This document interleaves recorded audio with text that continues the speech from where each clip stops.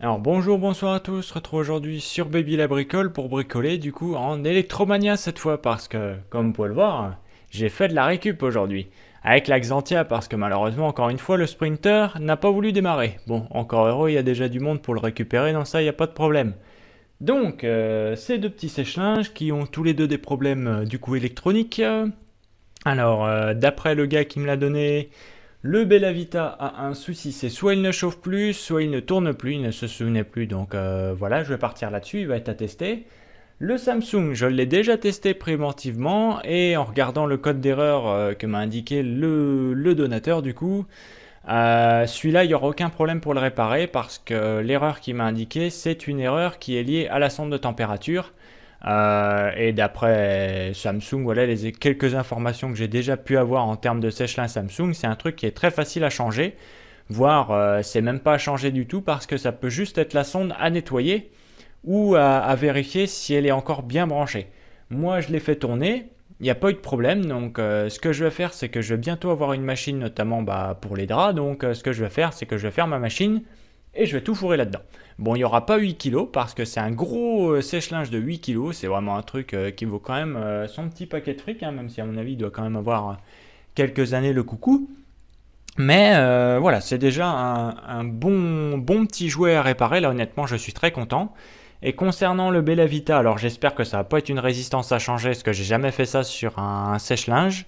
Donc ce qu'on va faire, c'est que vu que lui je l'ai déjà testé à haute température, on va tester lui, puisque lui c'est bon, pour moi il tourne, hein, ça va juste être du test ensuite en vraie situation, ça va pas juste être du test à vide. Donc voilà, on va commencer par ça et on va faire ça tranquillement, puisque là, bon, on va vite se rendre compte s'il chauffe ou pas, hein, clairement, ou s'il tourne ou pas, là ça va être très rapide. Donc je vous dis à tout de suite pour le test.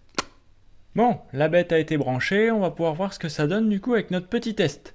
Donc il n'y a pas eu de bip ni rien quand je l'ai branché, donc là on va voir. Hop, on va le fermer, putain, et elle au moins on est sûr qu'elle est bien, quand elle est bien fermée, hein. Bref, c'est parti. Oh, la petite musique, ok d'accord. Donc j'y connais que dalle moi en sèche-linge, hein, je suis pas un professionnel, ce serait plus ma mère la ménagère. Donc voyons voir, qu'est-ce qu'on va lui mettre comme petit blablabla. Ce serait un truc laine, ça pourrait être pas mal. Alors, je sais pas du tout ce que c'est en laine. On va partir là-dessus, ça va être pas mal. Et du coup, on va voir. Ok, il tourne. Donc là, moi, du bruit que j'ai entendu, normalement, là, bon, il tourne, là, c'est sûr. Il n'y a pas de problème là-dessus. Donc, c'est pas un souci de courroie. Ça aurait pu juste une courroie qui se barre, hein. Ça, croyez-moi, ça arrive. C'est-à-dire que les courroies sur ce genre de matériel, en fait, comme sur une courroie de bagnole, il n'y a rien pour la retenir. C'est-à-dire que si elle se décale un tout petit peu, au fur et à mesure, elle peut sortir de son axe, ce qui fait que le matériel tourne à vide. C'est un truc tout con, mais qui peut arriver. Donc bon, j'ai pas vérifié les filtres ni rien. Donc voilà, ça va être à vérifier aussi, hein, là-dessus. De toute façon, on va voir tout de suite. Je sais pas combien il a été réglé niveau température, si c'est des presets automatiques. Donc voilà, bon, on va voir, hein. De toute façon, rien que là, hop, la petite pause. Et on va voir tout de suite. En effet, il chauffe pas. En effet, il chauffe pas. Donc voilà, maintenant on a notre réponse. Il ne chauffe pas. Ouais, il y a littéralement aucune... pas chaud du tout là-dedans. Donc en effet, on a bien un problème de chauffe. Et il est dégueulasse. Donc ouais, lui déjà, un coup de souplette, ça lui fera du bien, mais on va pas s'occuper de ça pour l'instant. Ouais, dans tous les cas, les filtres comme ça, faut les nettoyer, hein, ça c'est inévitable. Mais oui, du coup pour celui-là, il ne chauffe pas. Donc ça c'est un petit souci. Donc je vais devoir regarder quels peuvent être les problèmes justement sur ce Bellavita en termes de matos, hein, parce que il peut y avoir des tares qui, comme beaucoup de matériel, sont ressortis de manière générale. Donc on va très vite voir sur internet ce qui peut être dit là-dessus. Donc voilà pour ce petit matériel, bon, c'est vraiment du test rapide, hein. De toute façon Techmania là, moi de toute façon même si je vois qu'il y a une panne, bah ça servira à rien de continuer une vidéo là-dessus parce que j'aurai pas la pièce pour remplacer en tous les cas. Donc ça sera dans une autre vidéo ou potentiellement à la suite de celle-ci, je sais pas, je vais voir. Je vais déjà garder les petits tournages ici, je vais garder ça. Je vais mettre ça en réserve, je vais faire les recherches tranquilles, puis au cas où, peut-être que tout sera dans la même vidéo, je sais pas. Alors rebonjour finalement, la panne a été trouvée, la papane. Je pense que cet appareil, en fait, il a eu un petit souci de fonctionnement quand son ancien propriétaire, je pense qu'il devait le charger très très lourd. Et en fait, il y a dû avoir un problème de surchauffe, ce qui fait qu'en gros, il y a une petite sécurité ici. J'avais même pas remarqué, je savais même pas que ça fonctionnait comme ça. En fait, quand il atteint une certaine température, ça désactive, ça force la désactivation en fait des résistances. Donc, cette sécurité, elle est ici, c'est le petit bouton qui est ici, en fait, qui saute, c'est-à-dire que, tac, il va complètement couper le courant. C'est un tout petit interrupteur, une sorte de fusible, hein, sauf que lui, il pète pas. C'est un disjoncteur. Pour ainsi dire, c'est à peu près le système. Donc, il va sauter. Et en fait, il suffisait juste de rappuyer dessus. Et voilà, parce que les résistances, elles sont bonnes. Je les ai du coup testées.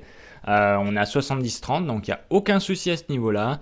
J'ai vérifié le machin pour toutes les pannes qui sont communes en fait pour ce genre d'appareil. Tout est bon, il n'y a littéralement rien à dire. C'est un bon appareil. Donc voilà, finalement la panne est trouvée et j'ai gagné 150 € quoi, au minimum. Donc moi je vais le tester comme ça parce que visiblement il n'y a aucun souci. Les résistances elles sont bonnes, il n'y a pas de fuite de courant non plus. J'ai testé ça. Donc voilà. Pour la petite news, et puis si c'est juste ça, moi ça me va, je vais le tester, je vais foutre du linge dedans, je vais essayer de faire une lessive, là en fait je vais essayer d'en mettre une, et puis je ferai un test du coup avec du linge dedans, puis on verra ce que ça donne, hein, si c'est bien ça, ou si c'est pas ça. Donc voilà, parce que là, c'est pas mal, hein, 150 € comme ça. Si on compte l'autre sèche-linge, ça ferait 150 € en plus au minimum, donc 300 une journée, ce serait pas mal. Croyez-moi que là, on est pas mal là.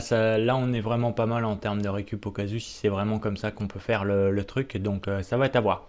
Donc on tient sur cette vidéo, puis finalement, je vais la terminer et puis on va aller jusqu'au bout pour cette soirée-là. Puis si finalement ça marche pas et qu'il se remet en sécu, je donnerai ma langue au chat, voilà. Donc je vous dis à la prochaine, potentiellement, et puis ou à tout de suite, on va voir. Bon comme vous pouvez le voir et entendre, la bête fonctionne, il n'y a pas de problème. Là, je lui ai mis un petit cycle, du coup on est sur un cycle de 30 minutes. Pas de problème. Donc je pense que l'ancien propriétaire devait beaucoup charger la bête. Donc voilà. Je pense que s'il était vraiment chargé, il y avait peut-être potentiel pour avoir une surchauffe, je sais pas. Honnêtement, est-ce que ce truc-là ne s'active qu'en cas de surchauffe? Ou alors peut-être qu'il a été bousculé pendant le fonctionnement avec les gamins, honnêtement j'en ai aucune idée. Donc voilà, ça fait du bon matos. Qui tourne sans problème quoi, donc voilà, c'est toujours ça de prix pour nous, de toute façon, là on va pas cracher dessus, surtout en ce moment avec cette saloperie de Sprinter du coup qui m'a lâché clairement, malheureusement là. Donc voilà, on va tranquillement achever cette vidéo là-dessus. Donc lui il fonctionne, il est réparé, donc voilà, pour ceux qui voulaient apprendre quelques petits trucs, voilà, moi aussi j'ai appris quelques trucs du coup. Je savais même pas que cette petite pièce servait à ça, donc maintenant je le sais. La prochaine fois, je vérifierai sur tous les sèche-linges que je récupère qui font plus de chaud avant de m'attaquer à la résistance, parce que moi je me suis dit ça doit être la résistance, c'est un truc tout bête, donc voilà, en fait c'est encore plus bête que bête, donc voilà. Moi je vais vous dire à la prochaine pour une prochaine vidéo, pour la 3e fois et définitivement cette fois j'espère. Au cas où on reverra peut-être ce sèche-linge dans un autre épisode, on sait pas, peut-être qu'il va griller juste après là, je sais pas. Donc je vais vous dire à la prochaine, puis bonne journée, bonne soirée, n'hésitez pas à vous abonner si vous aimez bien les petites réparations sur Baby la Bricole, et puis moi je vous dis salut.